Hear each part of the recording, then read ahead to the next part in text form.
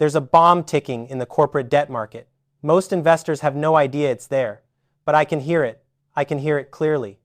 And the timer is running out. We're talking about over $11 trillion in corporate debt in the United States alone. 11 trillion. Let that number sink in. That's roughly half of America's GDP. That's more than the entire economy of every country except China. And much of this debt was issued when interest rates were at zero. Much of it was borrowed by companies that can barely service the debt even at those low rates. Companies that were struggling to make interest payments when rates were 2 or 3%. And now those loans are coming due. They need to be refinanced. Except interest rates aren't zero anymore. They're not 2%. They're not 3%. They're over 5%. Some corporate borrowers are facing rates of 6, 7, 8% or higher depending on their credit quality. And a significant portion of that $11 trillion cannot be refinanced at these rates. The math simply doesn't work. The companies don't generate enough cash flow. Their businesses aren't strong enough. Their margins aren't wide enough. They're going to default. And when they do, it's going to ripple through the entire financial system in ways that most people aren't prepared for. This isn't a small problem. This isn't isolated to one or two sectors. This is systemic. This is going to affect banks, credit funds, insurance companies, pension funds, mutual funds, individual investors. Anyone with exposure to corporate bonds or corporate loans is going to feel pain. I'm Michael Burry. I made my name predicting the subprime mortgage crisis. But let me tell you the full story, because the parallels to today are striking. In 2005, I started reading mortgage documents, actual loan files, thousands of them. I'd sit in my office for 12, 14, 16 hours a day analyzing mortgages. My team thought I was crazy. My investors thought I was wasting time. But I wanted to understand what was actually in these mortgage-backed securities that everyone was buying. What I found was shocking. Borrowers with no income documentation, no down payments, adjustable rate mortgages with teaser rates that would reset to rates the borrowers couldn't possibly afford. Liar loans, where people claimed to make $300,000 a year working as a strawberry picker. The whole thing was fraud. It was obvious fraud, but nobody cared because housing prices were going up. As long as prices went up, borrowers could refinance. They could sell. They wouldn't default. But I understood that this was circular logic. Prices were only going up because of the easy credit. And easy credit was only available because lenders believed prices would keep going up. It was a bubble built on self-reinforcing assumptions. And when those assumptions broke, when prices stopped rising, the whole thing would collapse. I saw that homeowners couldn't afford their mortgages when rates reset. I saw that the securities backed by those mortgages were essentially worthless. They were rated AAA by the rating agencies, but they were actually junk. Worse than junk. They were fraud wrapped in complexity and stamped with an approval seal by institutions that were either incompetent or complicit. So, I bet billions against them. I bought credit default swaps on mortgage-backed securities. I paid premiums every quarter to buy insurance against these securities defaulting. And everyone told me I was wrong. Everyone told me I didn't understand the housing market. That housing prices don't go down nationally. That the mortgages were fine. That the rating agencies knew what they were doing. Major investment banks sent teams to my office to explain why I was mistaken. They showed me their models, their value at risk calculations, their sophisticated risk management frameworks, and I listened politely. And I kept paying my premiums, and then I was right. The housing market collapsed starting in 2007. The mortgages started defaulting in massive numbers. The securities became worthless. Bear Stearns failed in March of 2008. Lehman Brothers failed in September. The entire global financial system nearly went down. Credit markets froze. Banks stopped lending to each other because nobody knew who was holding the toxic mortgages. The commercial paper market seized up. Money market funds broke the buck. It took massive intervention by the Federal Reserve and the Treasury Department to prevent complete collapse. And my fund made over 700% returns while everyone else lost everything. I made money for my investors when trillions of dollars in wealth was being destroyed. I was right because I did the work. I read the documents. I analyzed the cash flows. I understood the incentives. I understood that when you lend money to people who can't pay it back, eventually they don't pay it back. It's not complicated. It's basic logic, basic math. But the financial system had convinced itself that the math didn't matter, that housing prices would go up forever. That risk had been eliminated through financial engineering. They were wrong. And right now, I'm seeing the exact same dynamic in corporate debt, the exact same dangerous assumptions, the exact same willful blindness, the exact same buildup of leverage that can't be sustained, except the scale is much larger this time. We're not talking about subprime mortgages backing a few trillion in securities anymore. We're talking about $11 trillion in corporate debt. That's investment-grade bonds from companies rated BBB or higher. That's high-yield bonds from companies rated BB or lower, the junk bonds. That's leveraged loans from banks. That's private credit from non-bank lenders. That's bonds issued by real estate investment trusts. That's debt from private equity-backed companies. It's everywhere. It's in every sector. It's held by every type of investor. And a huge portion of it was lent to companies that frankly shouldn't have gotten the money. Companies with weak business models. Companies with declining revenues. Companies losing money year after year. Companies barely surviving even in a strong economy with record low interest rates. Let me tell you about zombie companies, because this is a term you need to understand. A zombie company is a company that doesn't generate enough profit to cover its interest expense. It's technically insolvent. It's only alive because it can keep borrowing. It borrows money to pay interest on existing debt. It's not growing. It's not investing in new products or new markets. It's not innovating. It's not creating value. It's just surviving, stumbling forward like the walking dead. How many zombie companies are there? The Bank for International Settlements did a study and found that about 20% of publicly traded companies in advanced economies are zombies. 20%. That means 1 in 5 companies you could invest in is essentially insolvent. It's only alive because interest rates have been low, and there are probably hundreds of them. Maybe thousands if you include private companies. When interest rates were zero, when money was free, nobody cared about zombies. Lenders were desperate for yield. They needed to deploy capital. They had investors demanding returns. So they'd lend to anyone with a pulse, anyone with a business plan, no matter how unrealistic.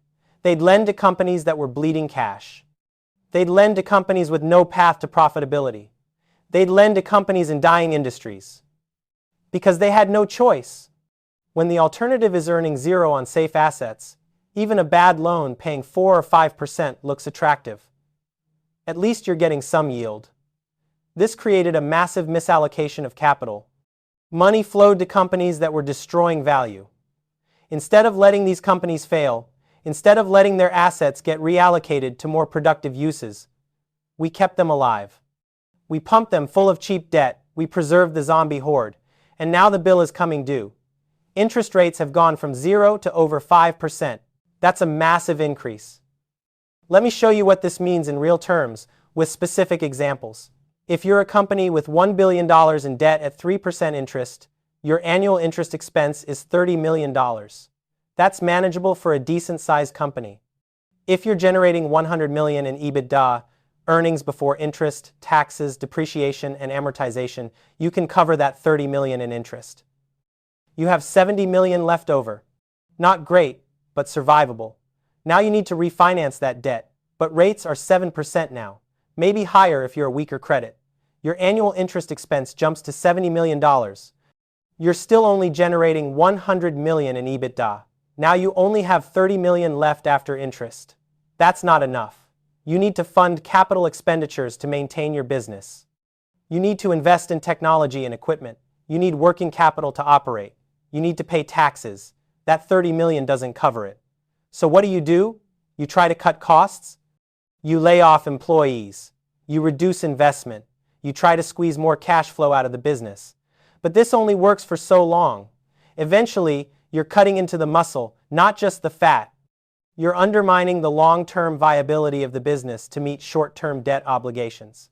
And if you're already a zombie company, if you're barely generating enough EBITDA to cover interest at low rates, you're completely doomed at high rates. Your interest expense now exceeds your EBITDA. Your cash flow negative even before considering any other expenses. You have no options. You can't cut enough costs. You can't grow fast enough. You're dead. You just don't know it yet. Let me give you another example with even bigger numbers to show how this scales. A large private equity-backed company has $5 billion in debt at an average rate of 4%. That's $200 million per year in interest. The company generates $500 million in EBITDA, so they have $300 million after interest. They use that to fund about $100 million in capital expenditures. They pay about $50 million in taxes. They have $150 million in free cash flow. The private equity owners are happy. They're getting dividends. They're building value. Now the debt matures. They need to refinance $5 billion at current rates. Let's say they can get 7.5% because they're a leveraged buyout. They're riskier. That's $375 million per year in interest. But the company is still only generating $500 million in EBITDA. Now they only have $125 million after interest. They still need $100 million for capital expenditures. They still need $50 million for taxes. They're burning cash. $25 million per year in negative free cash flow. The private equity owners stop getting dividends. They have to inject more equity to keep the company alive. Or they default. They hand the keys to the lenders. The lenders take ownership. They try to sell the company or restructure it.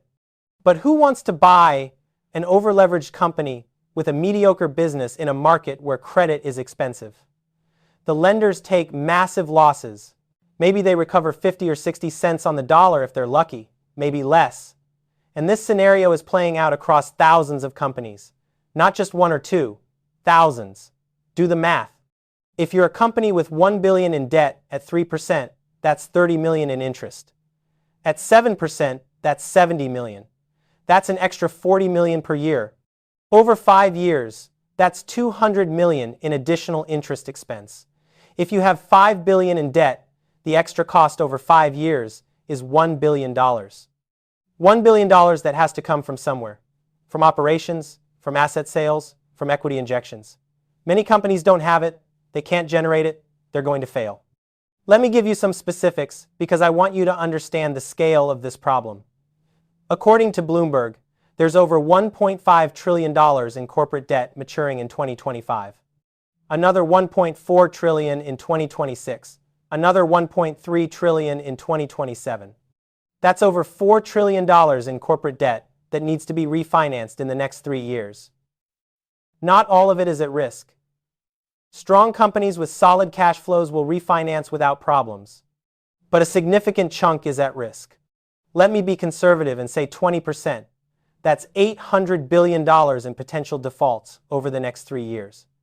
$800 billion. That's larger than the entire subprime mortgage market that caused the 2008 crisis. And I think 20% is conservative. I think it could be higher, maybe 30%, maybe more. Now let's talk about which sectors are most at risk. Because this isn't evenly distributed. Some industries are in serious trouble.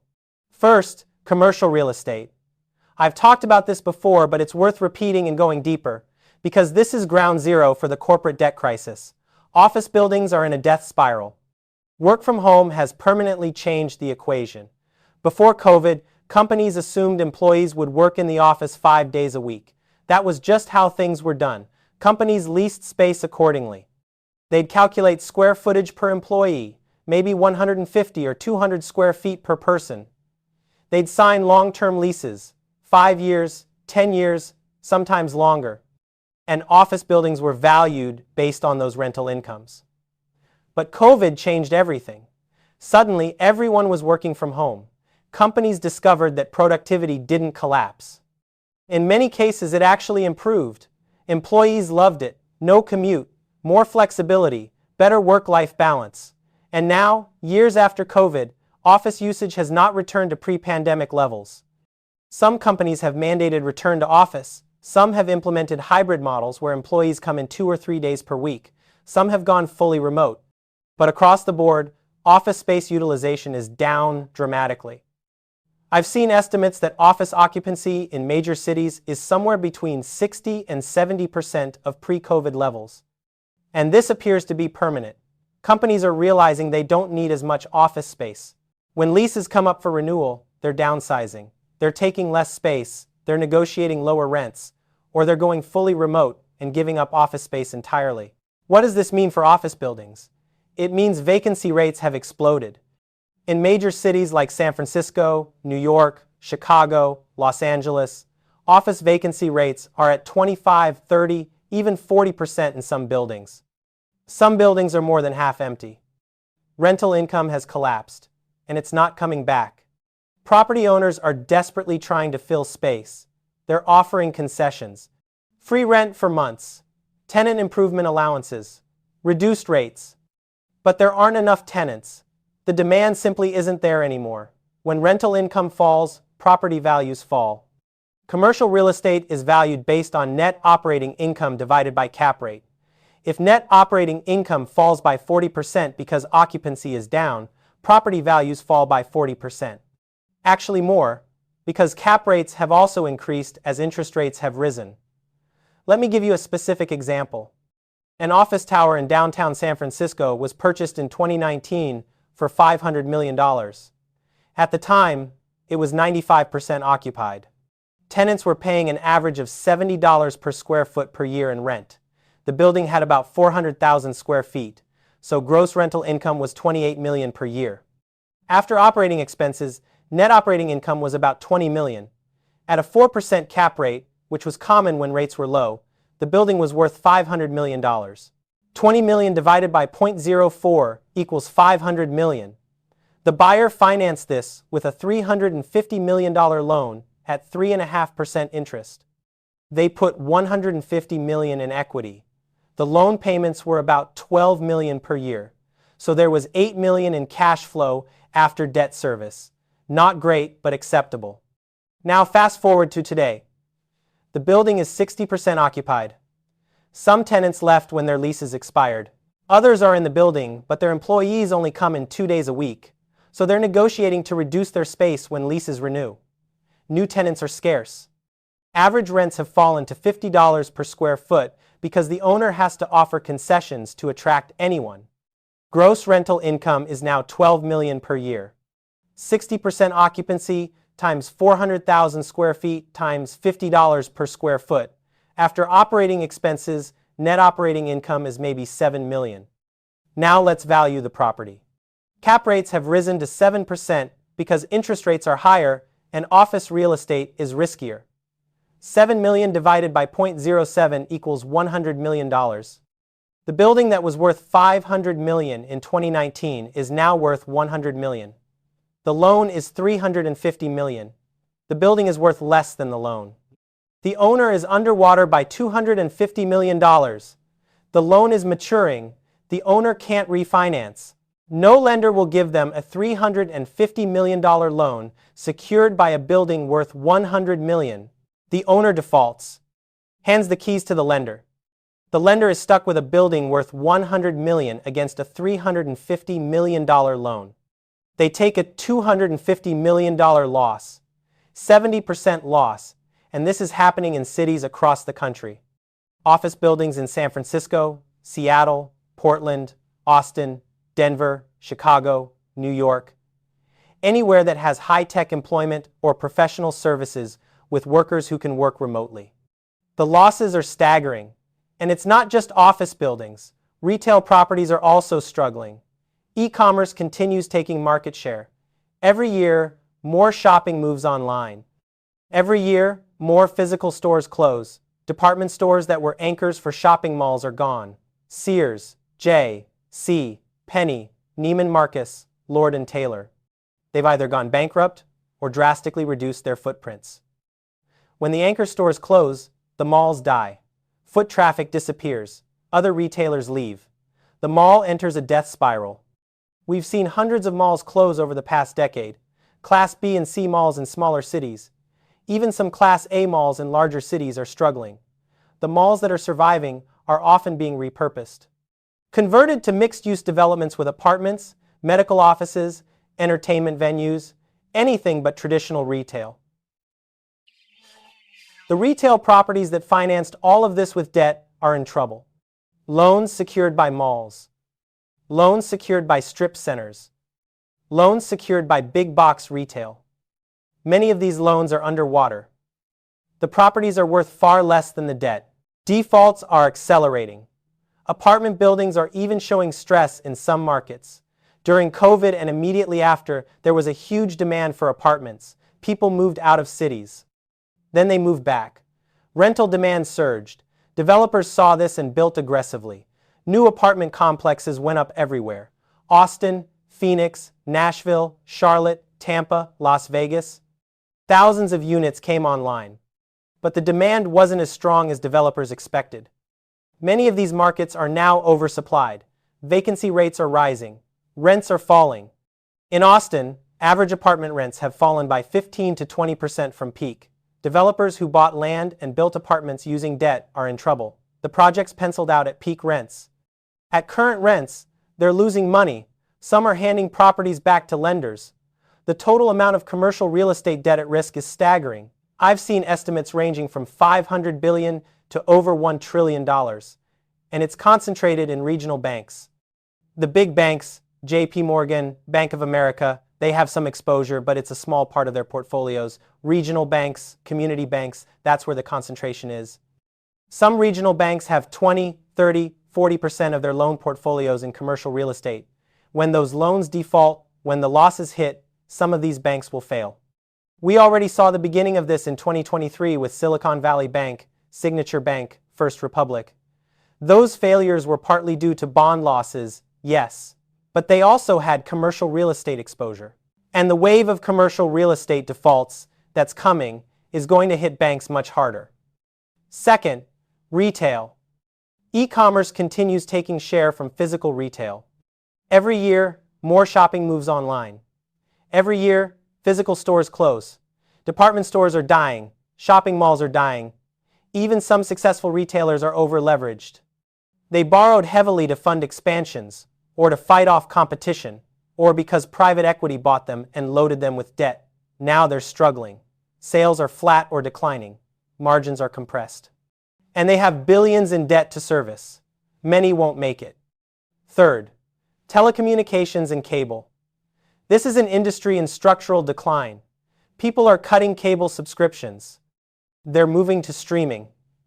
Telecom companies are stuck with massive debt from building out networks and acquiring spectrum. Their revenues are stagnating or falling. Their debt loads are enormous. AT&T has over $130 billion in debt. Verizon has over $140 billion. These companies generate cash flow, so they're not going bankrupt tomorrow. But their debt refinancing costs are going up dramatically, and their ability to grow and invest is constrained by debt service.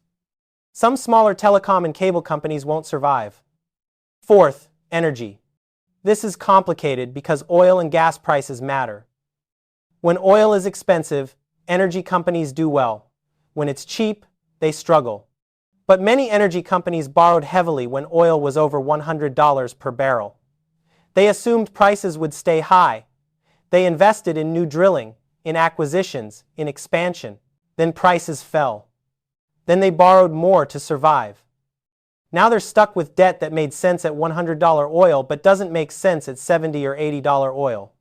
If we get a recession and oil falls to $50 or $60, a wave of energy companies will default.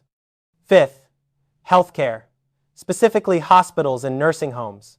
These businesses were already challenging. Thin margins, high labor costs, regulatory complexity. Then COVID hit and made everything worse. Many healthcare providers borrowed heavily to survive COVID. Now they're stuck with that debt. Labor costs have surged. Nurse wages have skyrocketed due to shortages. Reimbursement rates from Medicare and insurance haven't kept pace. Many hospitals and nursing homes are losing money every year. They're surviving on debt, and that debt is now getting more expensive to refinance. A wave of healthcare bankruptcies is coming. Sixth, restaurants and hospitality. COVID devastated these industries. Many restaurants and hotels borrowed to survive lockdowns. Now they're trying to recover, but costs have surged. Food costs are up, labor costs are up, rent is up, and consumer spending is weakening as the economy slows. Many restaurants and hotels are over-leveraged. They can't generate enough cash flow to service their debt at higher rates. Defaults are accelerating. Seventh, transportation. Airlines, shipping companies, logistics companies. Many of these businesses are cyclical. They do well when the economy is strong. They struggle in recessions. And they're almost all highly leveraged. Airlines in particular have massive debt loads.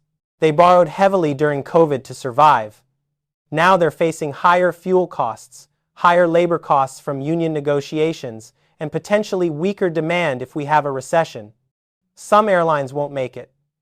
Now let me talk about leverage buyouts in much more detail, because this is where some of the most dangerous and toxic debt exists in the entire financial system. Private equity firms have done massive amounts of leverage buyouts over the past 15 years. The model is simple. Find a decent company, pay a premium valuation for it, finance the purchase, mostly with debt. Operate the company for 3 to 7 years. Try to improve operations, cut costs, maybe make some strategic acquisitions, then sell the company or take it public at a higher valuation. Make enormous returns on the equity you put in. This works beautifully when conditions are favorable. When interest rates are low, debt is cheap. When economic growth is strong, companies perform well. When valuations are rising, you can sell at higher multiples than you paid. The private equity firms make 20, 30, 40% annual returns. Their investors are thrilled. But this model is extraordinarily dependent on being able to refinance the debt. The deals are structured with the assumption that when the debt matures in 5 or 7 years, it can be refinanced at similar or lower rates. This assumption has been valid for the past 15 years because interest rates kept falling. Every refinancing was at lower rates than the previous debt. This was free money. It reduced the company's interest expense. It improved cash flow. It made the equity more valuable. But now that assumption is broken. Interest rates have gone from near zero to over 5%. Leverage buyout debt that was issued at 3 or 4% now needs to be refinanced at 7, 8, 9%. And the numbers don't work anymore. Let me walk you through a real example without naming the specific company to show you how this breaks down. In 2020, a private equity firm bought a restaurant chain. This wasn't a high-growth concept. This was a mature chain with several hundred locations. Stable customer base, decent brand recognition, nothing exciting but a solid business. The purchase price was $2.5 billion. The private equity firm put in $750 million in equity. They borrowed $1.75 billion, about 70% debt, 30% equity. This is typical leverage for a buyout. The company was generating about $300 million in EBITDA at the time. The debt was at 4% interest. So annual interest expense was $70 million. That left $230 million of EBITDA after interest. The company needed about $60 million for capital expenditures to maintain and remodel restaurants, about $40 million for taxes. So free cash flow was about $130 million per year. The private equity firm was happy. They were getting distributions. The debt was slowly being paid down. They were building value. They planned to sell in 5 to 7 years at hopefully a higher valuation, maybe $3 billion or $3.5 billion. Make a nice return on their $750 million equity investment.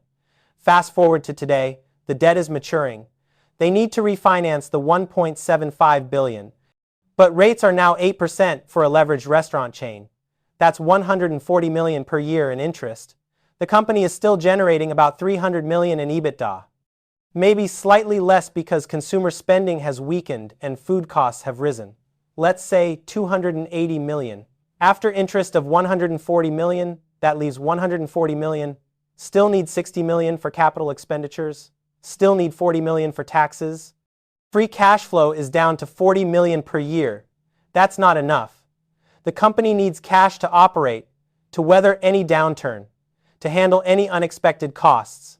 $40 million doesn't provide any cushion. The private equity firm has a problem. They can try to find a lender willing to refinance at more favorable terms. But who's going to lend to an over-leveraged restaurant chain at below market rates? Nobody. They can try to sell the company. But who's going to buy an over-leveraged restaurant chain that's barely generating free cash flow? Maybe a strategic buyer who can create synergies. But strategic buyers are cautious in this environment. They're not paying premium valuations for risky assets. They can inject more equity to pay down some debt and make the refinancing more manageable. But this is throwing good money after bad.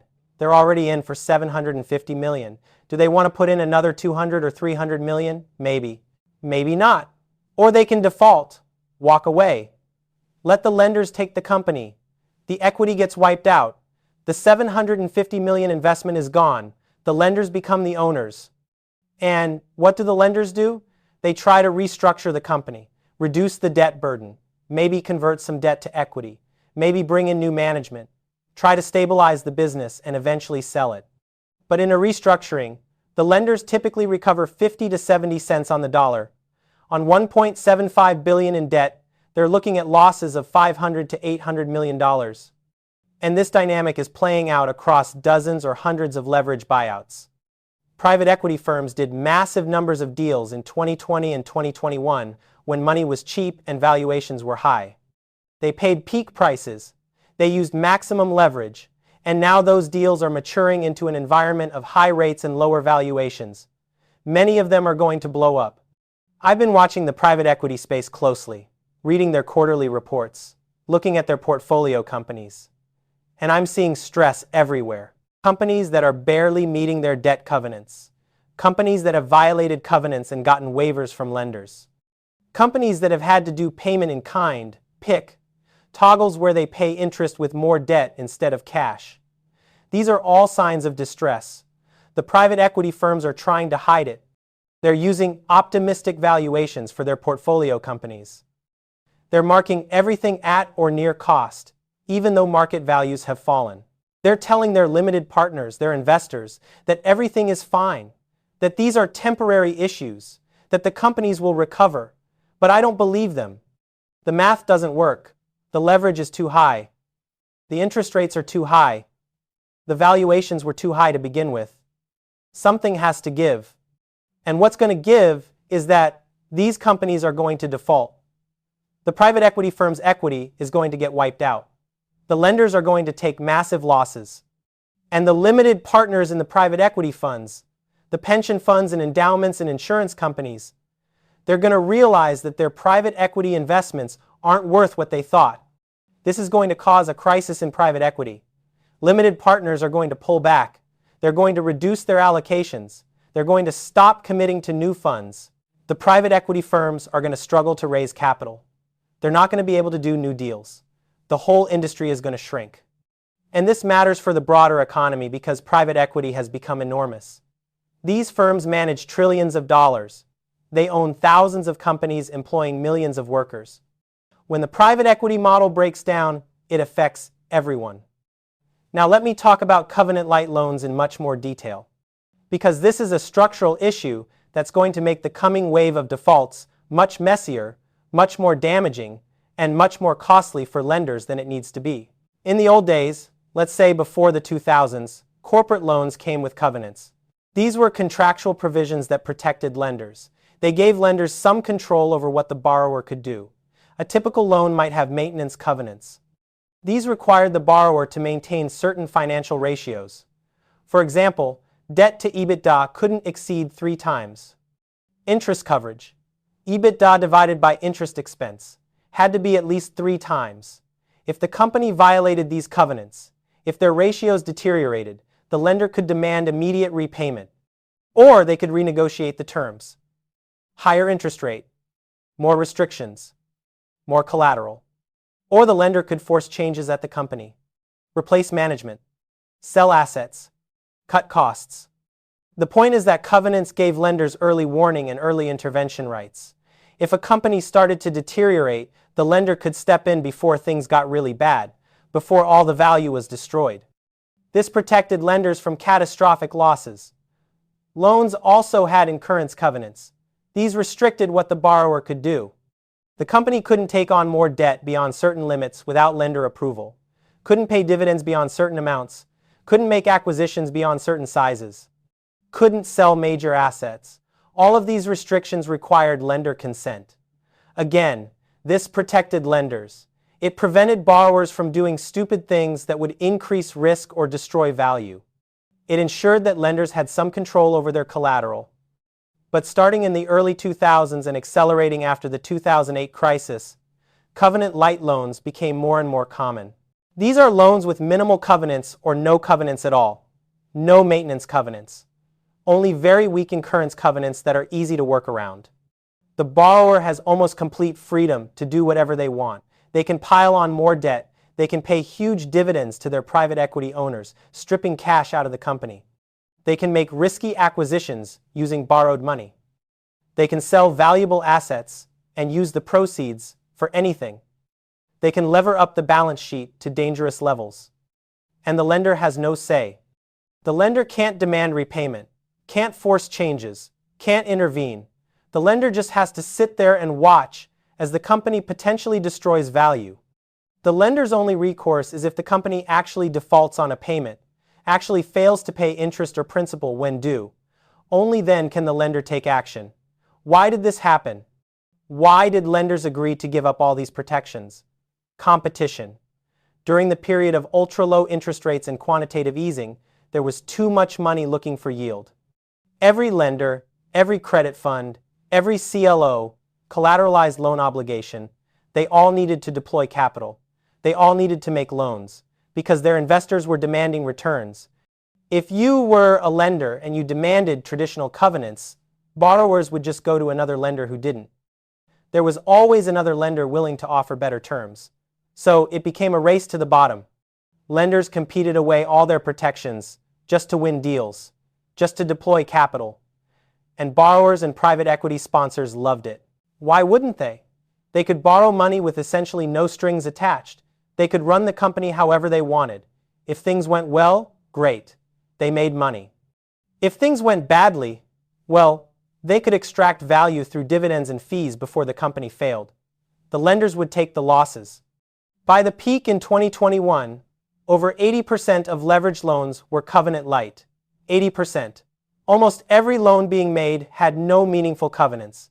Think about what this means. It means that when companies get into trouble, when their business deteriorates, when their financial ratios start to worsen, lenders can't do anything. They can't step in. They can't force changes. They just have to watch. And they only find out how bad things really are when the company actually defaults. At which point, it's often too late. The company is already destroyed. Let me give you a specific example of how this plays out. A private equity firm buys a manufacturing company for $1 billion using $700 million of debt and $300 million of equity. The debt is covenant light. The company is generating $150 million in EBITDA. Debt to EBITDA is 4.7 times. High but not crazy for a private equity deal. The private equity firm operates the company for 2 years. Business is okay, but not great. The economy softens. Revenues are flat. But the private equity firm wants to get some money out. So they have the company borrow another $300 million and pay it out as a dividend to the private equity firm. This is called a dividend recap. The company now has $1 billion in debt. Debt to EBITDA is now 6.7 times. But because the loan is covenant light, the lenders can't stop this. Year 3, business deteriorates further. EBITDA falls to $100 million. Debt to EBITDA is now 10 times. The company is struggling. But again, no covenants. Lenders can't intervene. Year 4, the company is barely surviving. EBITDA is $80 million. Debt is still $1 billion. Debt to EBITDA is 12.5 times. The company can barely cover its interest payments. It's not investing in equipment or technology. It's falling behind competitors. Year 5, the debt matures. The company needs to refinance, but nobody will lend to a company with 12.5 times leverage and a deteriorating business. The company defaults, goes into bankruptcy. In the bankruptcy, the lenders discover that all the good assets have been stripped. The private equity firm took out $300 million in dividends years ago. The equipment is old and outdated because the company wasn't investing. The business has lost market share. The brand has been damaged. What's left is worth maybe $200 million. The lenders recover 20 cents on the dollar on their $1 billion in loans. They lose $800 million. If there had been maintenance covenants, the lenders could have stepped in after year 2 when debt to EBITDA hit 6.7 times. They could have blocked the dividend. They could have forced the private equity firm to inject more equity. They could have demanded asset sales or cost cuts. They could have done something to protect their position. Instead, they were powerless. And by the time they could act, when the company actually defaulted, there was nothing left to recover. This is going to happen over and over in the coming wave of defaults. Because so many loans are covenant light, because borrowers have had years to strip value, because lenders have no early intervention rights, the recovery rates are going to be terrible. In past credit cycles, lenders typically recovered 70 to 80 cents on the dollar on defaulted corporate loans. In the next cycle, I expect recovery rates of 40 to 60 cents on the dollar, maybe lower in some cases. This means the losses for lenders are going to be much larger than in previous cycles. A 10% default rate with 75% recovery means you lose 2.5% of principal. That's manageable. A 10% default rate with 45% recovery means you lose 5.5% of principal. That's much worse. And if default rates go to 15 or 20%, which I think is possible, the losses become catastrophic. Now, let me talk about the contagion effects. Because corporate debt defaults don't just hurt the companies that fail and the lenders who lent to them. They spread through the financial system in multiple ways. First, when companies default, their employees lose jobs. If we have 800 billion in defaults, that could mean hundreds of thousands of layoffs, maybe millions. Those workers stop spending. Consumer spending falls. This hurts other companies, creates more stress, more defaults. It's a negative feedback loop. Second, when companies default, their suppliers lose customers. Their vendors lose business. This creates stress throughout the supply chain. Companies that were healthy get pulled into trouble because their customers failed. Third, defaults create losses for lenders, banks, credit funds, bond mutual funds, insurance companies. These institutions have to mark down their assets, take losses. This reduces their capital, forces them to shrink their balance sheets. They pull back from lending. Credit conditions tighten across the entire economy. Healthy companies that need to borrow for working capital or expansion suddenly can't get funding, or can only get it at punitive rates. This slows the economy further. Fourth, defaults trigger mark-to-market losses on similar securities. When one company defaults and their bonds trade at 30 cents on the dollar, other companies in the same industry see their bond prices fall too, even if they're not in immediate danger. This creates unrealized losses for anyone holding those bonds. If the losses are large enough, it triggers margin calls. Forced selling, more price declines, more losses, a doom loop. Fifth, defaults shake confidence. When investors see companies failing, when they see lenders taking massive losses, they become more cautious. They pull back from risk. They demand higher yields to compensate for higher perceived risk. Credit spreads blow out. This makes borrowing more expensive for everyone, not just weak companies but all companies. This is how credit crunches happen. This is how financial stress spreads from one sector to infect the entire economy. And I think we're on the cusp of this. Let me tell you what I think the timeline looks like and give you specific things to watch for. Because understanding the sequence of events and recognizing the early warning signs can help you prepare and potentially avoid catastrophic losses. We're in late 2025 now. Corporate defaults are starting to accelerate. We've already seen some high-profile bankruptcies over the past year. Several retailers have filed for bankruptcy protection. Bed Bath & Beyond, Party City, David's Bridal. Several commercial real estate companies have defaulted. Brookfield defaulted on loans secured by office buildings in Los Angeles and Washington, D.C. Several private equity-backed companies have failed. Companies in industries ranging from healthcare to logistics to consumer products. But most investors still think this is contained. They think it's just weak companies in troubled sectors failing. They think this is normal corporate turnover. They think the strong companies will be fine. They're treating each bankruptcy as an isolated incident rather than seeing the pattern. They're not connecting the dots. They're wrong. These aren't isolated incidents. This is the beginning of a wave. Over the next 12 to 18 months, through 2026 and into 2027, we're going to see the full force of the maturity wall hit. Let me break down the numbers again because they're staggering. According to Bloomberg data, there's $1.5 trillion in corporate debt maturing in 2025. Another $1.4 trillion in 2026. Another $1.3 trillion in 2027. That's over $4 trillion over 3 years that needs to be refinanced. Now, not all of that is at risk. Strong companies with investment-grade credit ratings, strong cash flows, low leverage, they'll refinance without major issues. Apple, Microsoft, Johnson & Johnson, Walmart, these companies will be fine. They can borrow at reasonable rates because lenders trust them. But a significant portion of that $4 trillion is at risk. The high-yield companies, the leveraged buyouts, the companies in troubled sectors like commercial real estate and retail, the zombie companies. I think at least 20 to 30% is at serious risk of default. Let's call it $1 trillion to be conservative. $1 trillion in defaults over 3 years. That's over $300 billion per year in defaults. To put that in perspective, in a normal year, corporate defaults are around 50 to 100 billion. In 2008 and 2009, at the peak of the financial crisis, annual defaults reached about 400 billion. So what I'm forecasting is defaults at or near financial crisis levels, sustained over multiple years, and potentially getting worse rather than better as the contagion spreads. The defaults will accelerate over time. We'll go from 1 or 2 big bankruptcies per month in the first half of 2026 to 1 or 2 per week by the second half, then multiple per week in 2027. Each bankruptcy will make headlines initially. Then they'll become so common that only the really big ones get attention. High-yield bond default rates are going to spike. They're around 2 to 3% now. That's the percentage of high-yield bonds outstanding that default in a given year. Historical average is around 4%. In the 2008 crisis, default rates peaked at over 12%. I think we're going to see default rates of 8 to 10%.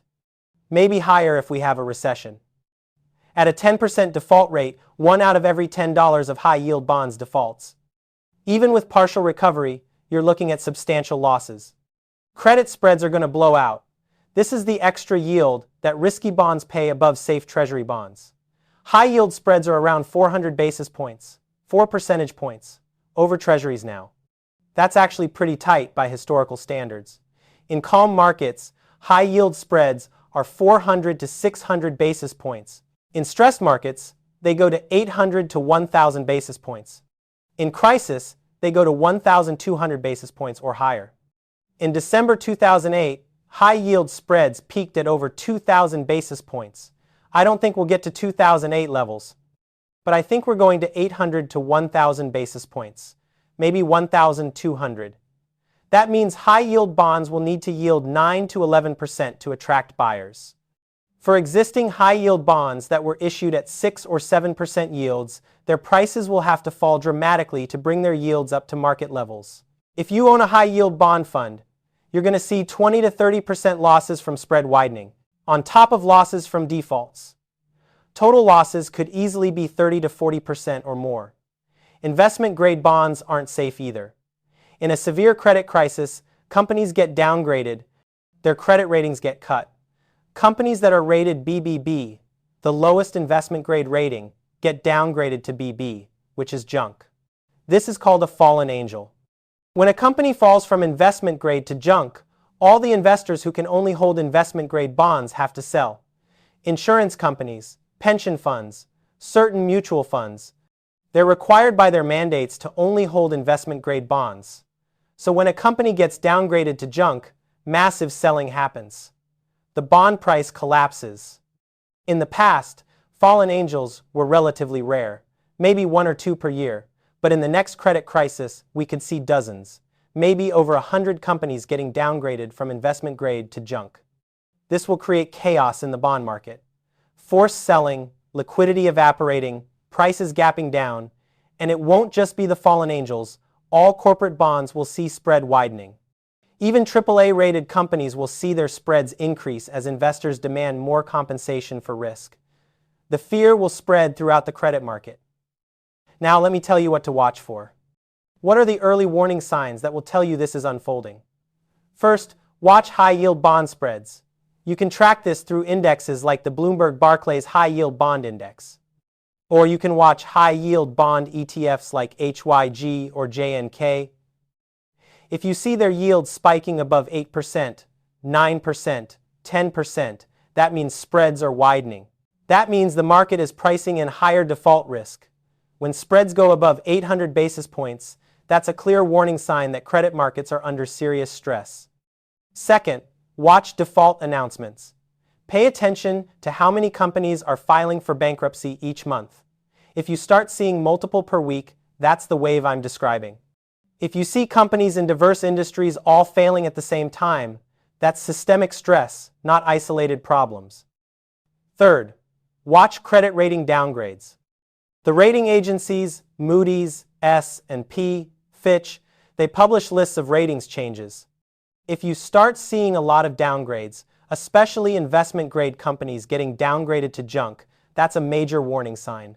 The rating agencies are slow to act, they're backward-looking. By the time they downgrade, the problems are usually obvious. But their downgrades trigger forced selling, which accelerates the crisis. Fourth, watch leveraged loan prices. Leveraged loans trade like bonds. They have prices quoted as a percentage of par. Normal prices are 95 to 100. If you start seeing average prices falling to 90, 85, 80, that means the market thinks many of these loans won't be repaid in full. That's pricing in default risk. Fifth, watch bank stocks, especially regional banks. Banks are levered plays on credit quality. When corporate defaults spike, banks take losses. Their stock prices will fall. If you see the KBW Bank Index or regional bank ETFs falling while the broader market is stable, that's a sign that investors are worried about bank credit losses. Sixth, watch private credit funds. These are harder to track because they're not public. But if you start hearing stories about private credit funds gating redemptions, refusing to let investors withdraw money, that's a huge red flag. It means the funds are in trouble. They can't value their loans. They can't meet redemptions. Panic is setting in. Seventh, watch for covenant violations. When companies violate debt covenants, they usually have to disclose it in SEC filings. If you start seeing a lot of covenant violations being reported, that means companies are deteriorating faster than expected. Even with covenant-light loans, there are usually some covenants. When those get violated, trouble is imminent. Eighth, watch for payment-in-kind toggles. This is when a company pays interest with more debt instead of cash. It's a sign that the company doesn't have the cash flow to service its debt normally. If you see companies announcing PIK toggles, they're in serious distress. Ninth, watch for dividend cuts. When companies cut or suspend dividends, it's usually because they need to conserve cash. They're worried about their ability to service debt and fund operations. Dividend cuts often precede defaults by 6 to 12 months. 10th, watch credit default swap spreads. CDSs are insurance against corporate defaults. If CDS spreads are widening dramatically, it means the market thinks default risk is increasing. You can find CDS data through financial data providers like Bloomberg or specialized credit research firms. These indicators will give you early warning. They'll tell you that the wave of defaults is accelerating. They'll give you time to adjust your portfolio, to reduce risk, to prepare for the crisis. Don't wait until it's obvious to everyone. By then, it's too late. The time to act is when you see 2 or 3 of these indicators flashing warning signs, not when all 10 are screaming at you. Now let me talk about the knock-on effects to banks, because this is where things get really dangerous. Banks hold corporate loans and corporate bonds. Regional banks in particular have significant exposure. When companies default, banks take losses. These losses reduce the bank's capital. Under banking regulations, banks need to maintain certain capital ratios. If their capital falls below required levels, they have to shrink their balance sheets. They have to reduce their lending. They might have to raise new capital. And if the losses are severe enough, the bank fails. We already saw this in 2023 with Silicon Valley Bank, Signature Bank, and First Republic. Those failures were partly due to bond losses and partly due to exposure to troubled sectors. But that was just the beginning. The wave of corporate defaults I'm describing will hit banks much harder. especially banks with exposure to commercial real estate, to leverage buyouts, to cyclical industries. Some banks will fail. Not the big systemically important banks. JP Morgan and Bank of America and Citi will be fine. They're too big to fail, and they have fortress balance sheets. But regional banks, community banks, some of them are going to fail. And bank failures create contagion. When one bank fails, depositors at other banks get nervous. They start withdrawing money. They move deposits to bigger, safer banks. This drains liquidity from regional banks, forces them to shrink lending even more. It's a vicious cycle. Now, let me talk about private credit, because this is a disaster that nobody's preparing for. Private credit funds have grown to over $1.5 trillion. These funds lend to companies that can't get bank loans or can't issue public bonds, often because the companies are too risky, often because they're too leveraged, often because banks won't touch them. The funds charged high interest rates. They claimed they were getting paid for the risk, but here's the problem. Private credit funds are illiquid. Investors can't easily get their money out, and the funds themselves can't easily sell the loans they've made. There's no liquid market. They're private. When companies start defaulting on these private credit loans, and they will, the funds will take losses. But because the loans are illiquid, the funds can use model-based valuations. They can make assumptions about recovery values. They can delay marking down the loans. They can pretend everything is fine for a while. But eventually, the losses become undeniable. And when investors realize their private credit investments are worth far less than they thought, they're going to demand their money back. The funds won't be able to meet all the redemption requests. They'll gate redemptions. They'll tell investors they can't have their money back. This is going to cause panic. Because if you can't get money out of private credit funds, where else are you locked in? What other illiquid investments are you trapped in? Investors will rush to sell anything liquid to raise cash. This will hammer public markets. Stocks, bonds, anything that can be sold quickly will be sold, and the panic will spread. Let me tell you about some specific companies and sectors I'm watching, because I want to give you concrete examples of what I'm talking about. Commercial real estate investment trusts are in serious trouble. Office REITs are obvious. Companies like SL Green, Paramount Group, Vornado, they own office buildings in major cities. Those buildings are half empty. They're worth far less than the debt secured by them. Some of these REITs will go bankrupt. Retail REITs are also at risk. Mall REITs like CBL Properties, Washington Prime Group, some have already gone bankrupt. More will follow. Even apartment REITs are stressed in markets where supply has overwhelmed demand.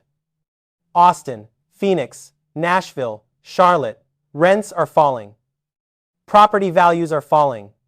Over-leveraged apartment REITs could face trouble. Airlines are perpetually vulnerable. They're cyclical. They're capital intensive. They're highly leveraged. American Airlines has over $40 billion in debt. United has over $30 billion. Delta has over $25 billion. If we have a recession and travel demand falls, if fuel prices spike, some airlines will struggle. I'm not saying they'll all go bankrupt. Airlines are too important. The government will probably bail them out like they did during COVID. But equity holders and bondholders could still take massive losses. Restaurants are failing constantly. Private equity has bought many restaurant chains using heavy leverage. Companies like Red Lobster, TGI Fridays, Rubio's. These companies are barely surviving. More restaurant bankruptcies are coming. Healthcare providers are at risk. Community health systems, Tenet Healthcare, HCA. These hospital operators carry enormous debt.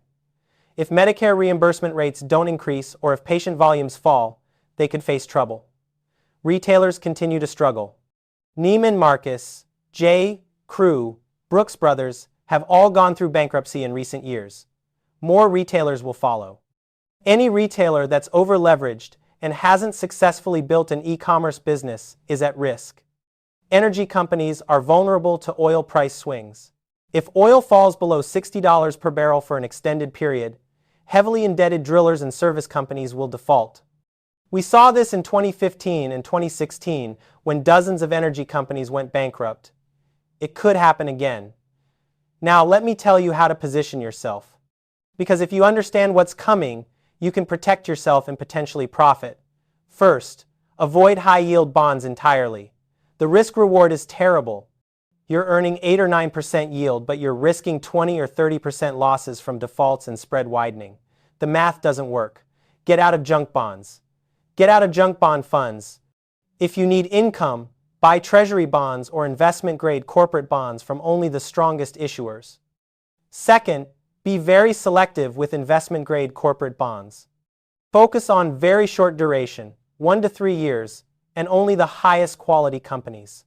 Companies with strong balance sheets, low debt to EBITDA ratios, stable cash flows. Think Microsoft, Johnson & Johnson, Visa. Not companies with leverage above 3 times EBITDA. Not companies in cyclical industries. Not companies that were bought by private equity.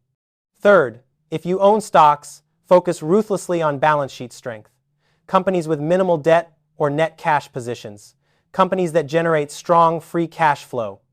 Companies with competitive moats that can survive a recession and a credit crunch. Avoid highly leveraged companies even if they're profitable now. When credit markets seize up, leverage kills. I'm looking at companies like Berkshire Hathaway with $150 billion in cash, like Apple and Microsoft and Google that have net cash positions, like Costco and Walmart that generate steady cash flows regardless of economic conditions. These companies will not only survive, they'll thrive. They'll be able to acquire distressed competitors. They'll take market share from failing companies. They'll emerge stronger. Fourth, consider shorting or buying put options on vulnerable companies and sectors. But be careful. Shorting is risky. Timing is difficult. And in a credit crisis, short squeezes can happen when companies get bought or bailed out. If you're going to short, focus on the most obvious disasters. Over-leveraged REITs, struggling retailers, private equity-backed companies with massive debt maturities. But only do this if you really understand the mechanics and risks. Fifth, hold more cash than you normally would. Cash and treasury bills. This seems counterintuitive when inflation is above the Fed's target. You're losing purchasing power sitting in cash. But in a credit crisis, cash is king. When asset prices collapse, when companies are failing, when everyone needs liquidity, the people with cash can buy assets at incredible prices. I made some of my best returns in 2008 and 2009, not from the short side, but from buying assets that had been thrown away. Companies with solid businesses trading at 5 or 6 times earnings. Bonds at 50 cents on the dollar that eventually recovered to par. Real estate at 50% discounts. Those opportunities only come around during crises. And you can only take advantage if you have cash available to deploy. I'm holding probably 30% of my liquid portfolio in cash and treasury bills. Yes, I'm underperforming in the short term. But when the crisis hits, I'll be ready. Sixth, avoid private credit and private equity investments. These are going to get destroyed. Recovery rates will be terrible. And you'll be locked in. You won't be able to access your capital for years. If you're already in these investments, you're stuck. Just understand that your statements are lying to you. The valuations are too high. The loans are worth far less than par. The losses are coming. Seventh, pay down personal debt if you have it, especially variable rate debt. Credit card debt, home equity lines of credit, anything where the rate can increase. Lock in fixed rate debt if you need to borrow. A 30-year fixed mortgage at 6% looks good if we're heading into a credit crisis where rates could spike to 8 or 10%. Eighth, if you work for a highly leveraged company, understand that your job may be at risk. Have a backup plan. Have savings. Don't count on that job being there in 2 years. Companies facing default will make massive layoffs. Entire divisions will be shut down. Be prepared. Ninth, understand that this will be psychologically difficult. Watching markets crash is scary. Reading about companies failing is depressing. The media will be full of doom and gloom. You have to have the emotional fortitude to stay calm, to stick to your plan, to not panic sell, to actually buy when everyone else is panicking. This is what separates successful investors from everyone else. The ability to act rationally when everyone around you is losing their minds. I did this in 2008. The world felt like it was ending. Banks were failing. The stock market was crashing. People were talking about another Great Depression, and I stayed calm. I knew it would pass. I knew assets were oversold. I knew opportunities were appearing, and I bought aggressively. Made enormous returns over the following years. I'm preparing to do the same thing in the next crisis. Let me address some counter-arguments. Some people will say that companies are in better shape now than they were before 2008. That leverage isn't as extreme. That credit quality is better. This is partially true for some companies. The mega-cap tech companies have pristine balance sheets. Many large industrial companies have manageable debt loads, but the aggregate numbers tell a different story. Total corporate debt is over $11 trillion. Debt to GDP is near record highs.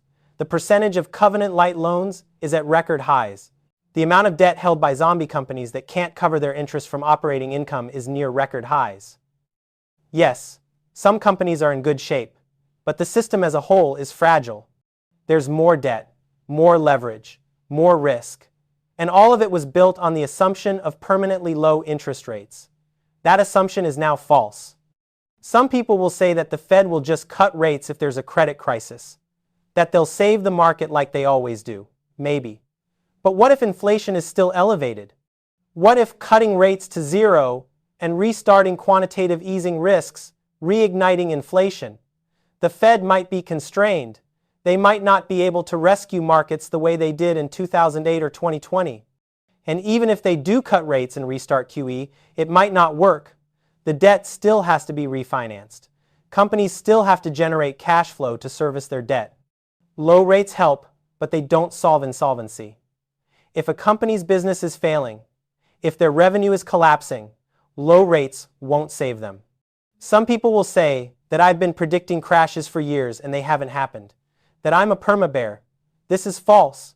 I'm not a perma-bear. I'm selectively bearish when I see specific imbalances that I understand. I was bearish on housing in 2005 and 2006. I was right. I've been bullish on other things at other times. Right now, I'm bearish on corporate debt for specific reasons that I've laid out. The maturity wall, the rate increase, the leverage, the covenant-light structures, the zombie companies. These are facts, not opinions. You can verify them yourself.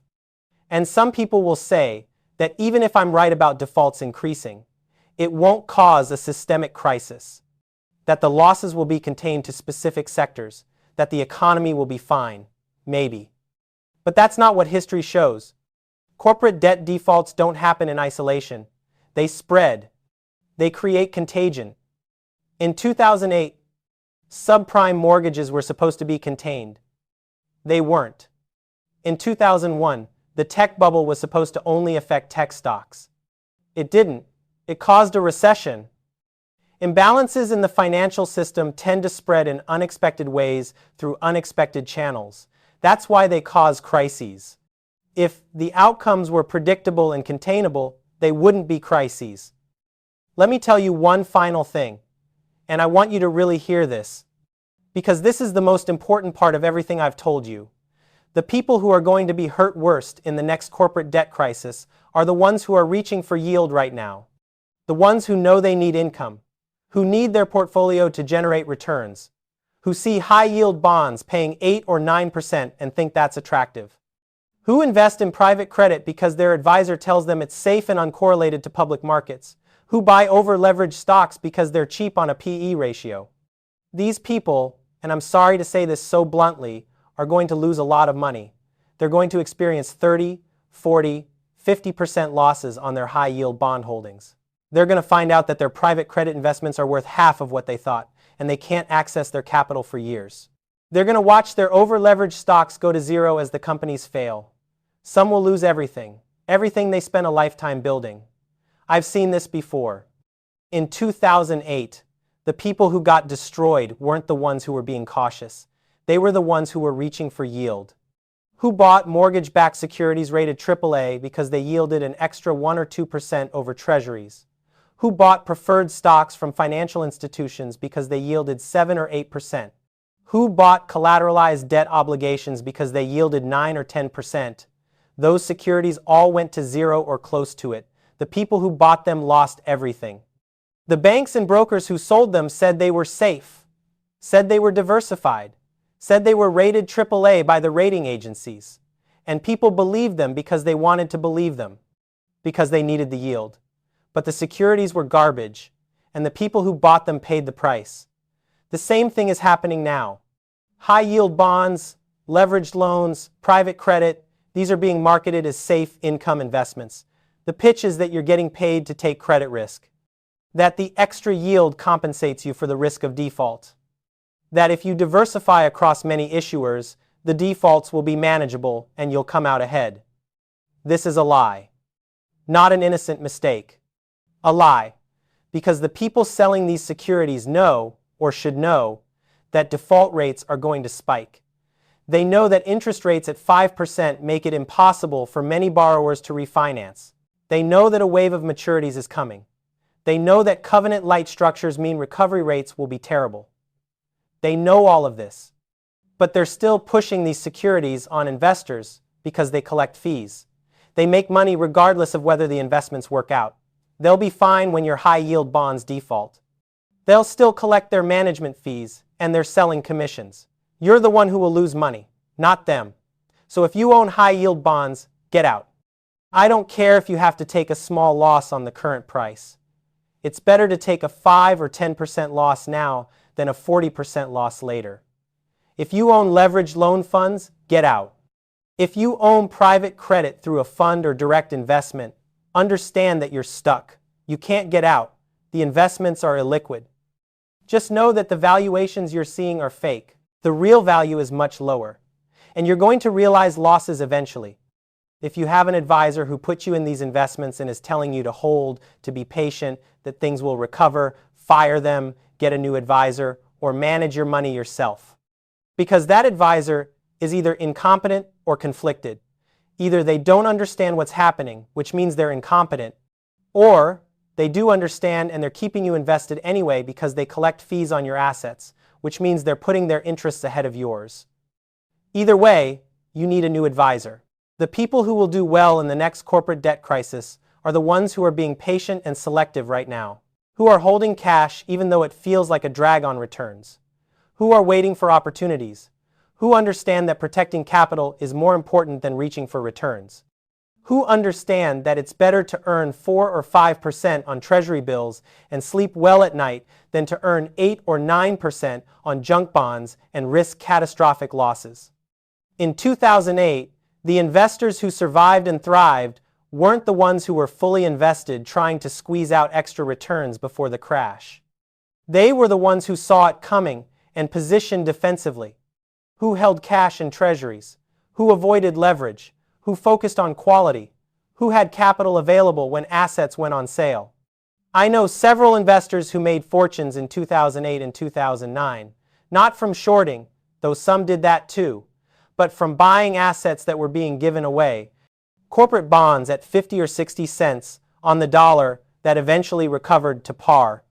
That's a 50 to 60% return with very little risk if you just have the patience to hold to maturity. Stocks of solid companies trading at 5 or 6 or 7 times earnings. Companies that weren't going bankrupt but were being sold because everyone was panicking.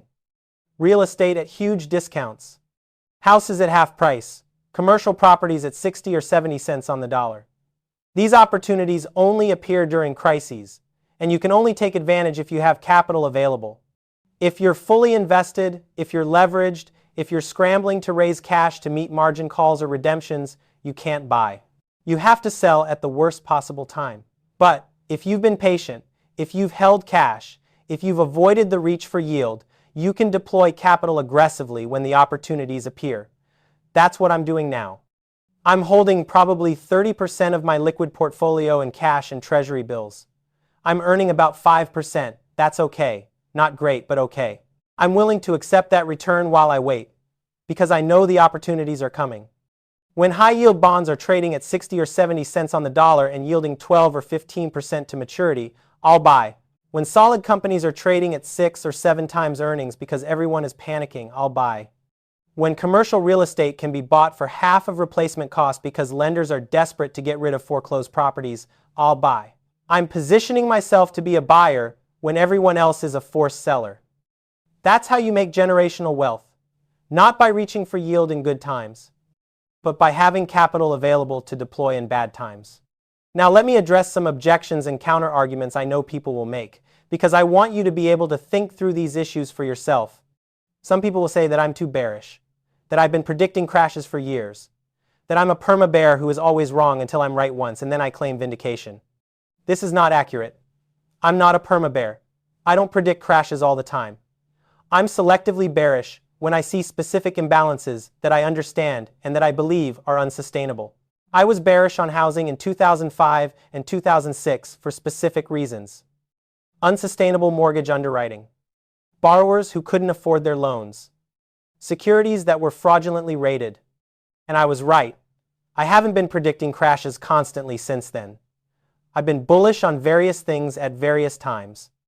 Right now, I'm bearish on corporate debt for very specific reasons that I've laid out in detail. The maturity wall is a fact. The interest rate increase is a fact. The leverage in the system is a fact. Covenant-light structures are a fact. Zombie companies are a fact. You can verify all of these things yourself. These aren't opinions or predictions. They're observable realities. The only question is how bad it gets and when. Some people will say that the Fed will just cut rates if there's a corporate debt crisis, that they'll save the market like they always do. That the Fed put will protect investors. Maybe the Fed does cut rates, but what if inflation is still elevated? What if cutting rates to zero and restarting quantitative easing risks, reigniting inflation to 5 or 6 or 7%? The Fed might be constrained. They might not be able to rescue markets the way they did in 2008 or 2000. And even if they do cut rates aggressively, even if they restart QE, it might not work, because cutting rates doesn't make insolvent companies solvent. If a company's business is failing, if their revenues are collapsing, if they're losing money, low interest rates help, but they don't solve the fundamental problem. The company still fails. The debt still defaults. Maybe the low rates prevent some defaults. Maybe they help some companies refinance and survive, but a significant portion is still going to fail regardless of what the Fed does. Some people will say that companies are in better financial shape now than before 2008. That balance sheets are stronger, that leverage isn't as extreme, that credit quality is better overall. This is true for some companies. The mega-cap tech companies, Apple, Microsoft, Google, they have pristine balance sheets with net cash positions. Many large industrial companies have managed their debt prudently, but you have to look at the distribution. Yes, the strongest companies are very strong, but the weakest companies are very weak. And there are a lot of weak companies. The aggregate statistics mask the concentration of risk. Total corporate debt to GDP is near record highs. The amount of BBB-rated debt, the lowest investment grade rating, is at record highs. Over 50% of investment grade debt is rated BBB. That's the cliff. One downgrade and you fall to junk. The amount of zombie companies is near record highs. The prevalence of covenant-light loans is at record highs. So yes, some companies are strong, but the system as a whole is fragile. More fragile than before 2008 in some ways. Some people will say that even if defaults increase, it won't cause a systemic crisis, that the losses will be absorbed by the financial system, that banks are better capitalized now, that we have resolution mechanisms for failing institutions, that regulators will manage it. Again, maybe. But that's not what history shows us. Financial crises spread in unexpected ways through unexpected channels. In 2008, nobody predicted that a money market fund breaking the buck would freeze the commercial paper market. Nobody predicted that AIG's derivatives exposure would nearly bring down the global financial system. Systemic crises are called crises precisely because the contagion and feedback loops are hard to predict and hard to contain. I can't tell you exactly how the next corporate debt crisis will spread to create systemic problems. But I can tell you that when you have over $1 trillion in potential defaults, when credit markets freeze up, when banks take large losses, when investors panic, systemic consequences are likely. Some people will say that I have an incentive to be bearish because it generates attention, that doom and gloom sells, that people pay attention to scary predictions. I don't care what people think. I don't care about attention. I care about being right. I care about protecting my capital and my investors' capital. I care about understanding risks. If I thought everything was fine, if I thought corporate debt was safe, I'd say that. I have no incentive to be wrong. Being wrong costs me money. Being wrong damages my reputation. I'm telling you this because I genuinely believe it, because I've done the analysis, because I see the same patterns I saw before 2008, and because I want people to be prepared so they don't lose money unnecessarily. So let me end with this. The corporate debt market is sitting on a bomb. Over $11 trillion in debt. Much of it borrowed at low rates by companies that can't handle high rates. A massive maturity wall coming in 2025, 2026, and 2027. $4 trillion that needs to be refinanced. Default rates are going to spike. Credit spreads are going to blow out. Losses for lenders are going to be massive. This will spread to banks, to credit funds, to pension funds, to individual investors. It will cause economic damage through job losses, through tightening credit conditions, through declining confidence. And the people who are reaching for yield right now, who own junk bonds and leveraged loans and private credit, they're going to take catastrophic losses. Position yourself accordingly. Get out of high-yield bonds. Focus on quality if you own stocks. Hold cash. Be ready to buy when prices collapse. Understand that the timeline is now. The maturities start hitting in 2025. The crisis will accelerate through 2026. By 2027, we'll be in full crisis mode. You have time to prepare, but not much time. Months, not years. And whatever you do, don't say nobody warned you. Because I'm warning you now. The corporate debt bomb is ticking, and the explosion is coming soon. Very soon.